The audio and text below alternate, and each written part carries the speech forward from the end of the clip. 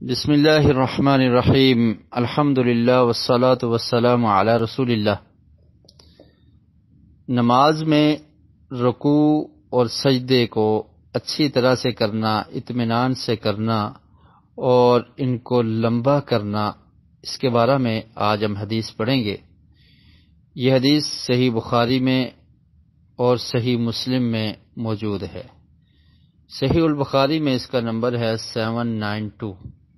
اور صحیح مسلم میں اس کا نمبر ہے 471 اس حدیث کے راوی ہیں البراء بن عازب رضی اللہ تعالی عنہ۔ البراء بن عازب بن حارث الانصاری الاوسی رضی اللہ عنہ یہ غزوہ احد میں اور اس کے بعد جتنے بھی غزوات ہوئے ان میں شریک رہے۔ غزوہ بدر میں یہ اپنی کم عمری کی وجہ سے، چھوٹے ہونے کی وجہ سے شریک نہ ہو سکے، اور پھر یہ کوفہ میں رہے اور کوفہ میں ہی 72 ہجری میں وفات پا گئے۔ وہ اس حدیث کے راوی ہیں، بیان کرتے ہیں رمقت الصلاة مع محمد صلی اللہ علیہ وسلم فوجدت قیامه فرکعته فاعتداله بعد رکوعه فسجدته فجلسته بین سجدتین فسجدته فجلسته ما بین التسلیم والانصراف قریبا من السواء۔ کہتے ہیں کہ میں نے نبی کریم صلی اللہ علیہ وسلم کی نماز کو بڑے غور سے دیکھا، تو میں نے دیکھا کہ آپ کا قیام، یعنی اللہ اکبر کہنے کے بعد جو قیام کیا جاتا ہے، جس میں آپ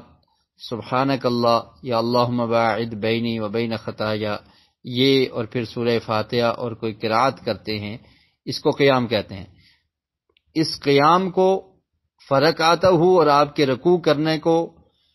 اور پھر فاعتدالہ بعد رکوعہ رکوع کے بعد سیدھا کھڑے ہو جانے کو، یعنی قیام، رکوع اور قوما، فسجدتہ اور پھر اللہ کے رسول صلی اللہ علیہ وسلم کے سجدے کو، اور آپ کا 2 سجدوں کے درمیان بیٹھنا،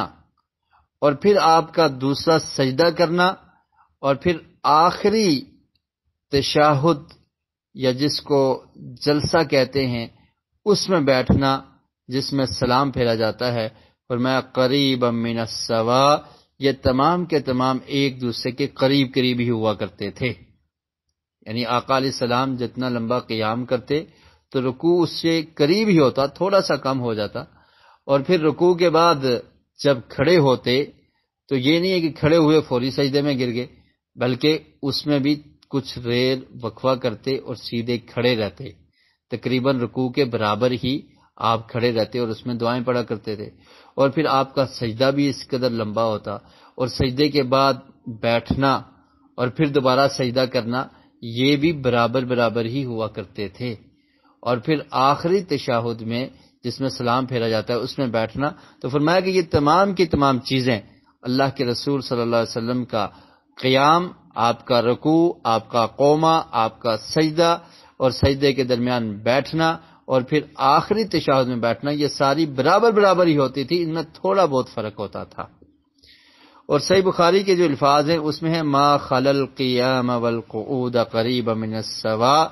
کہ قیام اور آخری تشہد جس میں بیٹھ کر دعائیں پڑھی جاتی ہیں، اس کے علاوہ باقی جو چیزیں تھیں یہ برابر ہی ہوتی تھی، یعنی قیام تھوڑا لمبا ہوتا تھا، اس میں اللہ کے رسول قرات لمبی کیا کرتے تھے، اور تشہد جو آخری جس میں درود کے بعد دعائیں پڑھی جاتی ہیں، کثرت سے آقا علیہ السلام دعائیں پڑھا کرتے تھے، وہ دعائیں بھی ہمیں یاد کرنی چاہیے، تو یہ زیادہ لمبے ہوتے تھے۔ باقی جو چیزیں ہیں، یعنی اس کے علاوہ رکوع اور رکوع کے بعد کھڑا ہونا جس کو قوما کہا جاتا ہے، اور پھر سجدہ اور سجدے کے درمیان بیٹھنا، تو یہ برابر ہوتے تھے،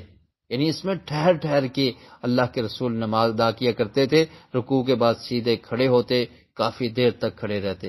اور پھر سجدہ کرتے، اللہ کے حضور سجدے میں کتنی دیر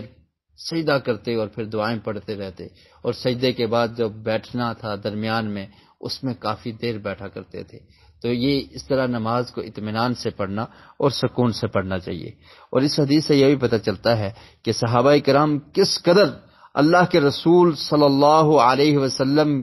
کی عادات پر اور آپ کی عبادت پر غور اور فکر کیا کرتے تھے کہ اس کی صحیح کیفیت کو سمجھتے اور پھر اس کیفیت پر عمل کرتے، اس طریقے کو اپناتے اور پھر اسی طرح انہوں نے امت تک اس کو پہنچا دیا۔ اور اس حدیث سے یہ بھی ثابت ہوتا ہے کہ رکوع، قیام اور سجود اور دو سجدوں کے درمیان بیٹھنا، ان میں کافی دیر بیٹھنا چاہیے، ان کو لمبا کرنا چاہیے، اور اگر قرات مختصر کی ہے تو پھر اس لحاظ سے رکوع اور سجدے بھی کچھ مختصر ہوں، لیکن بالکل ہی مختصر نہ ہوں کہ نماز کا خشوع اور خضوع ہی جاتا رہے اور نماز میں جو اطمینان اور سکون ہے وہ بھی ختم ہو جائے۔ اللہ رب العالمین سے دعا ہے کہ اللہ تعالی ہمیں صحیح معنوں میں سنت کے مطابق نماز ادا کرنے کی توفیق نصیب فرمائے۔ وآخر دعوانا ان الحمد للہ رب العالمین۔